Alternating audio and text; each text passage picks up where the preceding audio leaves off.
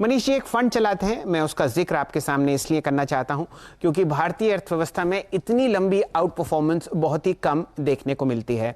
हमारे सामने Nippon India growth fund के आपके सामने आंकड़े चलते हुए दिखेंगे।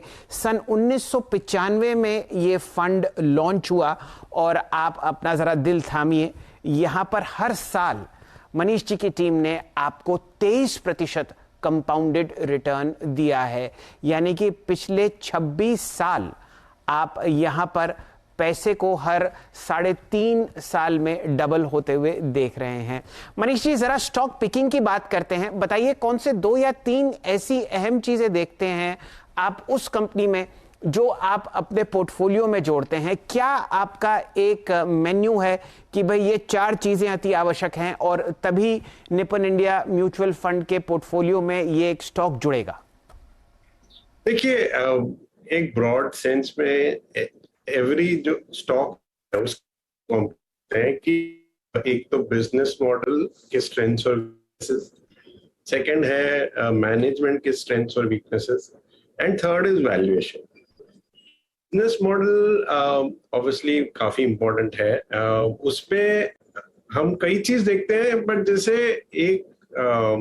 हम जब निपॉन ग्रोथ फंड मैनेज करते हैं तो हमारा आइडियल प्रेफरेंस इन उन सेगमेंट्स या सेक्टर्स पे हो जिनके 2 कैरेक्टरिस्टिक है कि एक तो ये नॉमिनल जीडीपी फास्ट ग्रो करे 5-10 ईयर बेसिस में, क्योंकि क्या होता है जो बेसिक चीज होती है जैसे स्टेपल्स हो, यूटिलिटीज हो, उनका ग्रोथ नॉमिनल जीडीपी से कम है, बट जैसे कंज्यूमर डिस्क्रिशनरी हो, हेल्थ केयर हो, फाइनेंशियल्स हो, इनका ग्रोथ नॉमिनल जीडीपी से यूजुअली हाई। तो हमारा प्रेफरेंस वो सेक्टर्स में होता है जहाँ नॉमिनल से हायर ग्रोथ हो इंडस्ट्री का।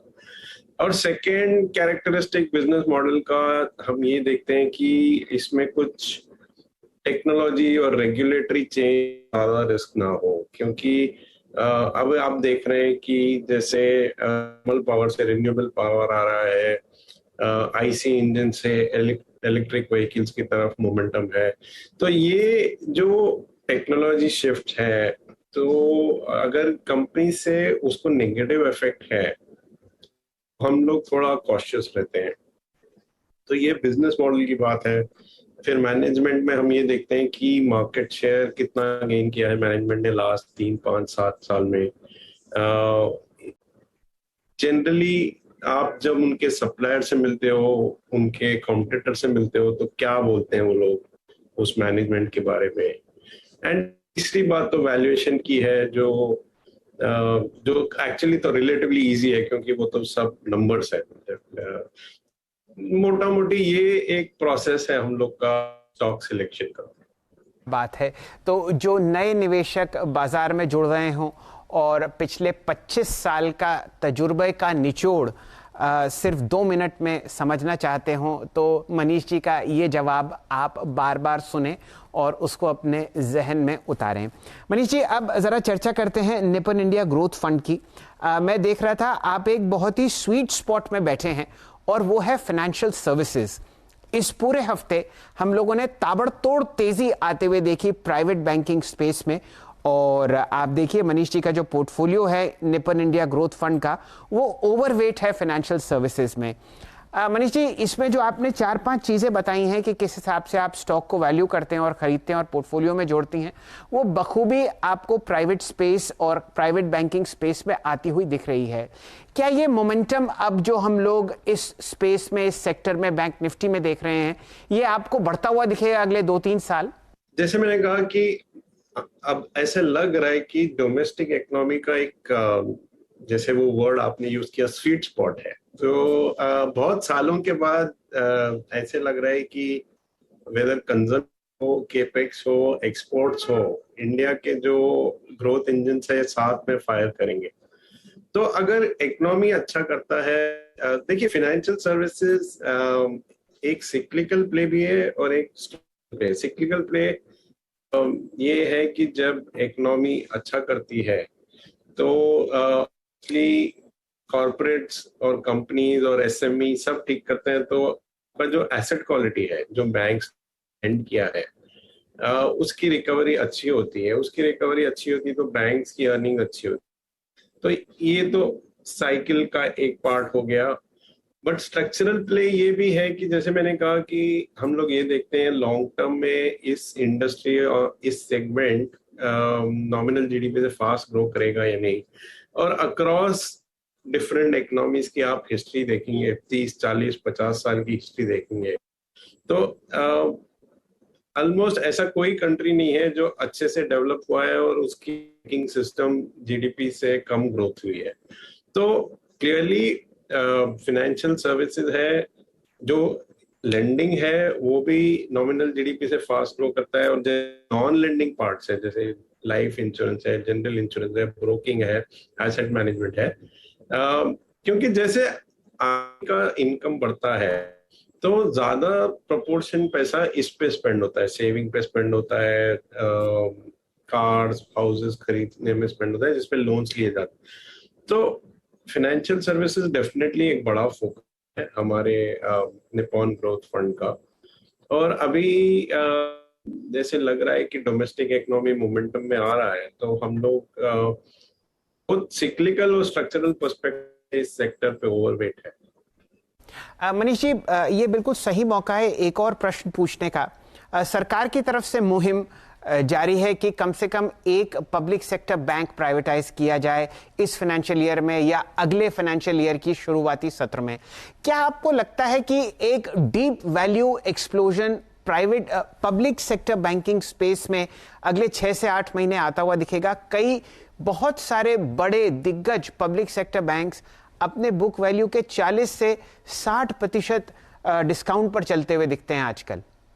वीडियो में आगे बढ़े उससे पहले मैं आपको एक इम्पोर्टेंट इन्फॉर्मेशन देना चाहूंगी। मार्केट में हमें कब शेयर बेचना, कब खरीदना, ये हम लोगों को बिल्कुल भी पता नहीं होता, इसलिए हमें बहुत ही ज्यादा लॉस होता है। इससे आसानी से बचने का उपाय जो है वो मैंने सर्च किया। एक किताब आई है जिसका नाम है simple logic for share market, जिसके राइटर है शिवराज माथुरे।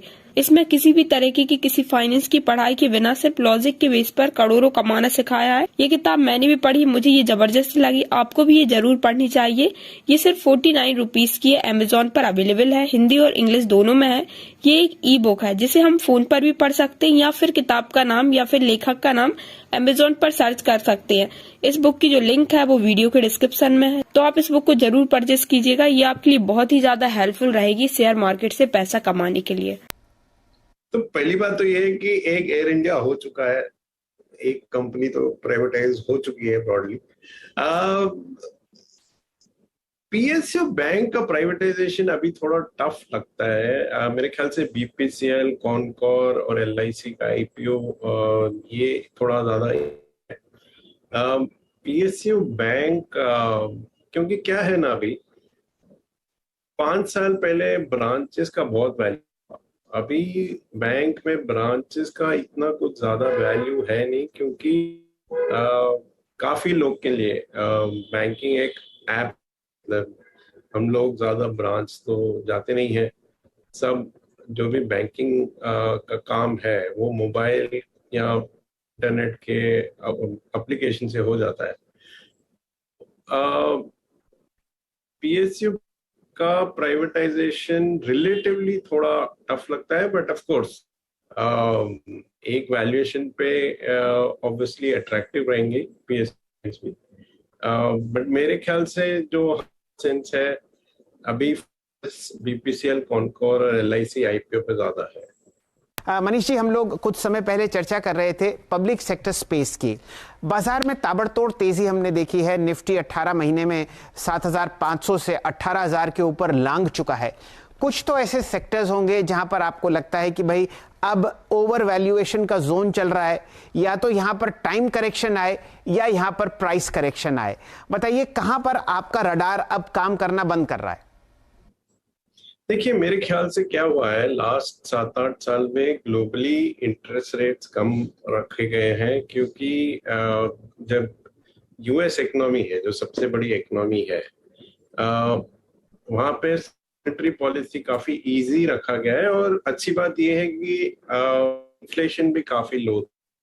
तो जब वो एनवायरनमेंट होता है तो टिपिकली जो फास्ट ग्रोथ स्टॉक्स हैं, जो हाई नॉन इक्विटी या क्वालिटी स्टॉक जो बोलते हैं, जिनका प्राइस टू अर्निंग होता है वो एक्सपेंड हो गया प्राइस टू अर्निंग मल्टीपल। तो आपने देखा कि जैसे एफएमसी हो, कंज्यूमर डिस्क्रिशनरी स्टॉक्स हो, इनका जो प्राइस टू अर्निंग मल्टीपल 5-7 साल पहले था और अभी जो है उसमें काफी अंतर है, काफी हाई है मल्टीपल। मेरे ख्याल से अब हम एक फेज में आए हैं जब इन्फ्लेशन थोड़ा हाई है। आप देखेंगे कि यूएस का इन्फ्लेशन 5% है अभी। तो इस फेज में इंटरेस्ट रेट्स ऊपर जाने का काफी है। तो जब इंटरेस्ट रेट्स धीरे ऊपर, मेरे ख्याल से ये जो price to earning multiple stocks है में प्रेशर आएगा। और in terms of over valuation मैं कहूंगा कि ये स्टॉक्स में थोड़ा रिस्क है कि रिटर्न नेगेटिव भी हो सकता है। और दूसरी ये है कि अगर जैसे हमारा व्यू है, अगर इकोनॉमी स्ट्रांग है तो जो सिक्लिकल साइड है लास्ट 7-8 साल में इनका प्राइस टू अर्निंग मल्टीपल कम हुआ है क्योंकि इनकी अर्निंग ग्रोथ बहुत वीक रही है। तो इसमें ऐसे काफी स्टॉक्स ये के एसेट्स काफी हैवी है। आप यूटिलिटीज देख लीजिए, देख लीजिए, रियल एस्टेट कंपनीज देख लीजिए, तो एक थोड़ा बफर भी है। तो वैल्यू टाइप ऑफ थीम है, मेरे ख्याल से वो बेटर काम करेगा अभी कि देखिए अर्निंग अच्छी भी आएंगी, बट अगर ग्लोबली अगर इंटरेस्ट रेट्स ऊपर जा रहे हैं तो अर्निंग मल्टीपल मार्केट का कम हो सकता है। मनीष जी, एक बहुत ही अच्छी बात इस बुल रन में हम लोगों ने ये देखी कि लाखों नहीं करोड़ों नए निवेशक हमारे साथ जुड़ते हुए दिखे। और आपको तो मैं क्या बताऊं, आपके सेक्टर के ऊपर समझिए कि धन वर्षा हो रही है। हर महीने 10,000 करोड़ रुपए के इक्विटी फंड्स में SIPs जा रहे हैं। मनीष जी, इसके साथ साथ एक कठिनाई भी पैदा हुई है। जो व्यक्ति या जो 22-23 साल का व्यक्ति बाजार में आता है, उसकी एक्सपेक्टेशंस बहुत ज़्यादा हैं रिटर्न्स की। लोग 50,000 रुपये निवेश करके 5 लाख रुपए महीना कमाना चाहते हैं। आपका 25 साल का तजुर्बा है, बताइए किस तरीके से इस एक्सपेक्टेशंस को मैनेज करें और क्या गलतियां हैं जो इन लोगों को नहीं करनी चाहिए? देखिए, जब रिटर्न एक्सपेक्टेशन सेट होता है, मेरे ख्याल से मैं 2 टाइम फ्रेम के बारे में बात करना चाहूंगा। एक तो बड़ा लॉन्ग टर्म जो टाइम फ्रेम है, 10 साल 15 साल, उसमें तो एक सिंपल बेंचमार्क है कि अगर इंडिया का नॉमिनल GDP जो भी हो, कॉर्पोरेट प्रॉफिट ग्रोथ उससे बेटर रहता है मेरे ख्याल। और लॉन्ग टर्म में प्राइस मल्टीपल मोर और लेस सेम रहता है या थोड़ा ऊपर भी हो सकता है। तो आपका जो लॉन्ग रिटर्न एक्सपेक्टेशंस है मार्केट से, अगर आप 10-20 साल का व्यू लेके आ रहे हैं तो वो नॉमिनल GDP में भी 1-2-3 हायर हो सकता है, उससे ज्यादा नहीं हो सकता। मनीष जी, यहाँ पर समय की जरा थोड़ी पाबंदी है। एक मैं आपसे सवाल पूछूंगा, एक 25 वर्ष का व्यक्ति भारतीय अर्थव्यवस्था और भारतीय स्टॉक मार्केट से जुड़ता है, उसके पोर्टफोलियो के लिए अगले 5 साल अगर आप एसेट एलोकेशन करना चाहें एक SIP के जरिए, तो बताइए कितने ब्लू चिप्स, कितने मिड कैप्स और कितना प्रतिशत स्मॉल कैप होना चाहिए? मेरे ख्याल से ये पॉइंट पे कुछ ज्यादा अंतर नहीं है लार्ज कैप मिड कैप में। मिड कैप का आउट परफॉर्मेंस काफी हेल्दी रहा है। मैं बोलूंगा कि 50-20% लार्ज कैप, 30-50% मिड कैप। चलिए, तो इस बहुत ही शानदार नोट पर अगर आप भारतीय अर्थव्यवस्था में जुड़े हैं और आप इस तेजी का लुत्फ उठा सकते हैं और एक अच्छा पोर्टफोलियो शुरू करना चाहते हैं, तो मनीष जी की बात मानिए। जहां पर आपके सामने मिड कैप्स और लार्ज कैप्स की चॉइस हो, तो लगभग 7% पैसा आप लार्ज कैप्स में लगाएं। ध्यान दीजिए, डिप में खरीदिए और अगर हो सके तो एक बढ़िया फंड चूज कीजिए और निपुण इंडिया ग्रोथ फंड में भी आप निवेश कर सकते हैं। पिछले 25 साल से आप यहां पर हर साल 23% CAGR रिटर्न दे रहे हैं। मनीष जी, बहुत बहुत धन्यवाद। हमेशा की तरह बड़ा अच्छा लगा आपसे बात कर। निपुण इंडिया म्यूचुअल फंड के सारे परिवार को और आपके निवेशकों को CNBC आवाज की तरफ से इस दिवाली की शुभकामनाएं।